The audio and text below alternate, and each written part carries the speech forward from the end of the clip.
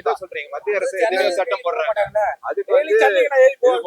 அதுக்கு திருவள்ளுவர் சொல்லி இருக்கிறாரு, அதை ஃபாலோ பண்றது அவங்கவுங்க விருப்பம். அதாவது ஒருத்தன் தப்பு பண்றது தப்பு பண்ணாம இருக்கிறதும் எப்படியோ அது மாதிரி தனிப்பட்ட விருப்பம். அது மாதிரி ஒழுக்கங்கிறது அவங்க தனிப்பட்ட விருப்பம். ஆனா அரசாங்கம் வந்து மதுவிலக்கு கொண்டு வருதுன்னா கள்ளச்சாராயம் காய்ச்சாம இருக்கிறத தடுக்கிறதுக்கு பொதுமக்களும் உதவி செய்யணும்.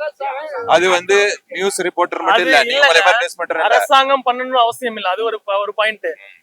தனி மனித ஒழுக்கம்னு ஒரு விஷயம் இருந்துச்சுன்னா தெரு பூரா ஒயின் ஷாப் இருந்தாலும் ஒழுக்கமா இருப்பான். ஓகேங்களா? அது மேட்டரே கிடையாது. மதுவிலக்கு கொண்டு வர்றது தமிழ்நாட்டுல தான் எங்களால முடியும். இப்போதைக்கு எங்களுக்கு உலகம் பூரா மதுவிலக்கு கொண்டு வரணும்னு ஆசைதான். ஆனா எங்களால முடிஞ்சதை நாங்க பண்றோம். அது உலகம் எல்லாம் கொண்டு வர முடியாது. ஏன்னா இன்னைக்கு உலகம் எப்படி இருக்குங்கிறத பாத்துக்கிட்டீங்க. கண்டிப்பா உலகம் ஒழுக்கம் இல்லாம போயிட்டு இருக்குது. அப்படிதான் வந்து சரி, நீங்க சொல்லுங்க, 2026 யார் எலெக்ஷன்ல ஜெயிப்பான்னு நினைக்கிறீங்க?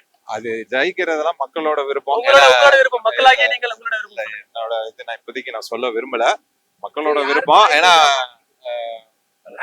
யார் ஆண்டாலும் நல்லபடியா, அதாவது நீதமா இருக்கணும், அவ்வளவுதான். மக்களுக்கு வரியை குறைக்கணும், வரி அதிகப்படுத்த கூடாது.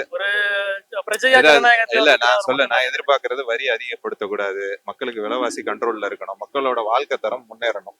இப்போ ஒரு இது என்ன சொல்றது, ஒரு டிரைனேஜோ ஒரு மழைநீர் வடிகாலோ சுத்தமா மெயின்டைன் பண்ணணும். அந்த மாதிரி வந்து நல்ல முறையில விஷயங்கள் சொல்றீங்கல்ல, இதுக்கு யார் சப்போர்ட் பண்ணுவா நீங்க நினைக்கிறீங்க?